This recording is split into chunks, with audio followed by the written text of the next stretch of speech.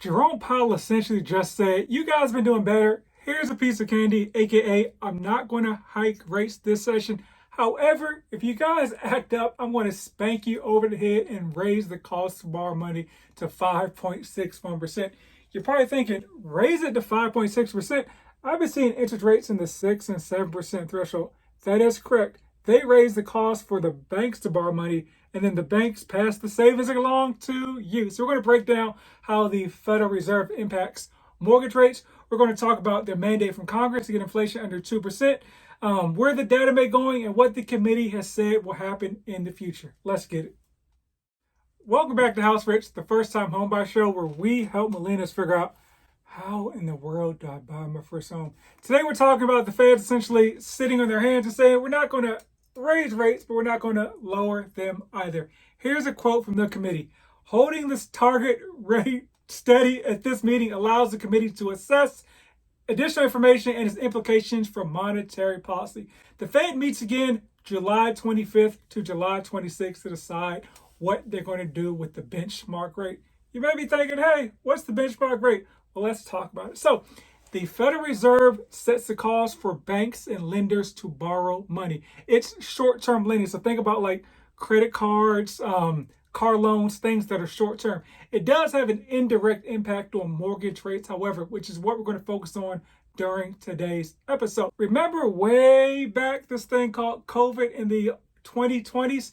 And rates were like in the 2-3% threshold.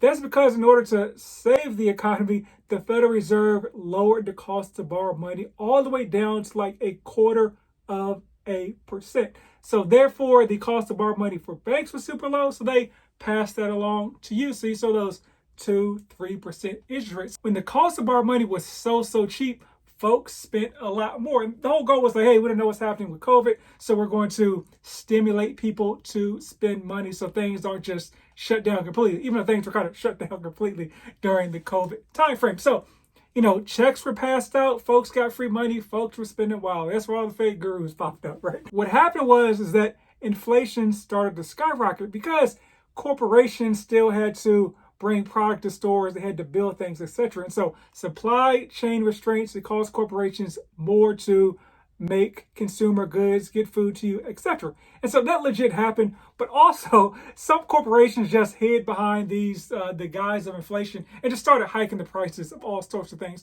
And you've probably seen or heard that like corporate profits were at an all-time high during COVID because they're like, well, we need eggs to cost $6 because inflation, because COVID, because all this other stuff, right? And so it just is what it is. So, and we'll get into this later in the episode, but a lot of things is just, you got to pay for them, right? It's like if the cost of food goes up 50%, what are you going to do? Not eat? If the cost of rent goes up like 9%, what are you going to do? Live under a bridge? So a lot of these things that you have to do, the price just went up and up and up on those items. We're going to check out a chart. So if you're on YouTube, you can obviously see it on the podcast. I'll talk through it. So as you can see, during the 2020s, this chart was down super low. The cost of borrow money, as I said, was about to say 0.25%.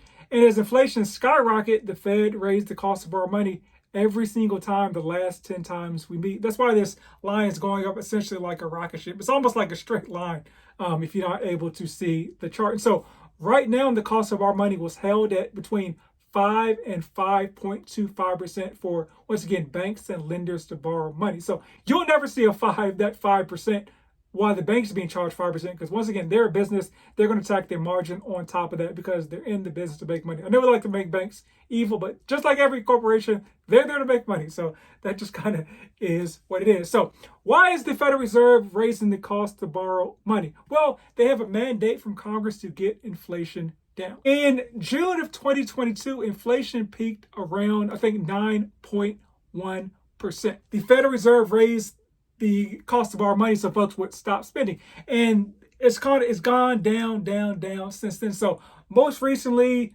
June 13th, yesterday, inflation clocked in at a 2-year low, which was 4%. So it looks like we as a consumer, as a U.S. economy, are headed in the correct direction. But let's break down kind of where inflation is the most, because that's what really matters, right? The overall inflation rate is 4%, but let's talk about some consumer goods and stuff you need to do to sustain life, right? So number one, the highest bit of inflation is, take a guess. It is pets and pets products. It is at 10.6%.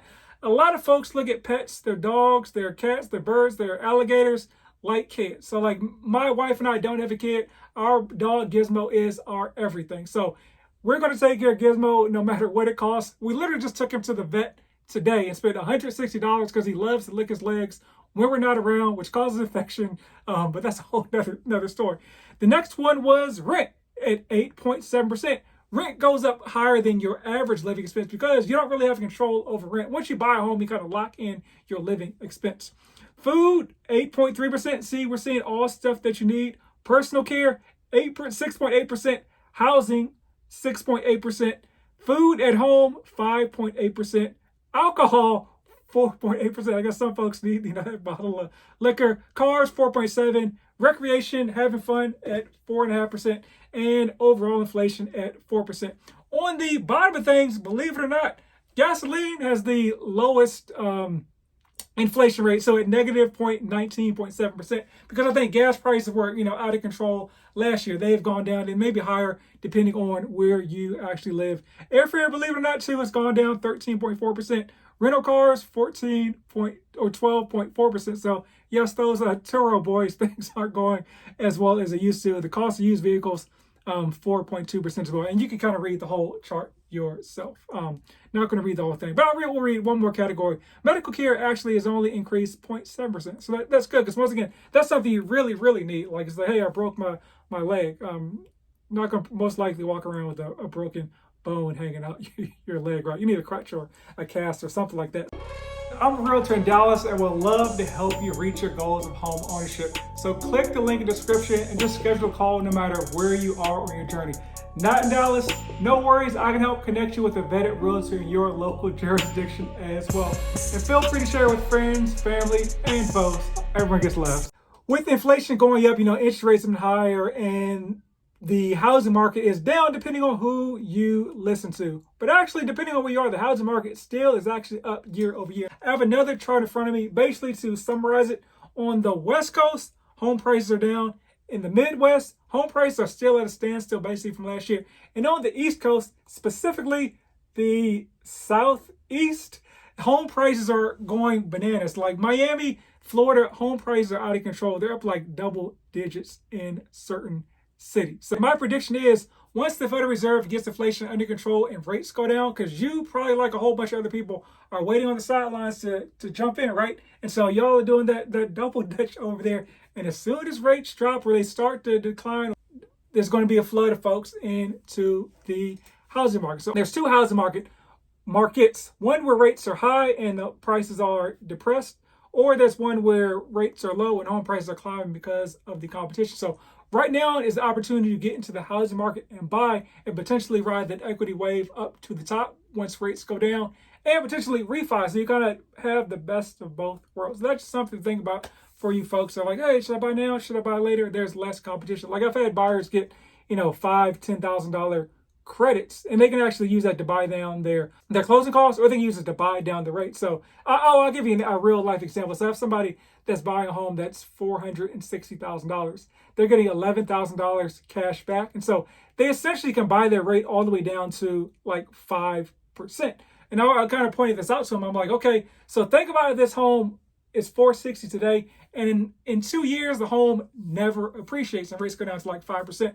Well, at least the last 2 years, you've been building equity in this property instead of building equity towards your landlord when you're paying their rent. So just some food for thought there. And hopefully in 2 years, the home will have appreciated at least $1. That's the most likely scenario in my humble opinion. So there's this dot plot chart that they put out. But if you look from the left to the right, it's basically you're seeing the numbers, the dots going down. But in summation, this is what the Federal Reserve had to say as far as where interest rates may go in the future. First off, today's decision not to hike rates was unanimous amongst all members. Going to the future, not so much. So 2 members say they don't envision any rate hikes in the future.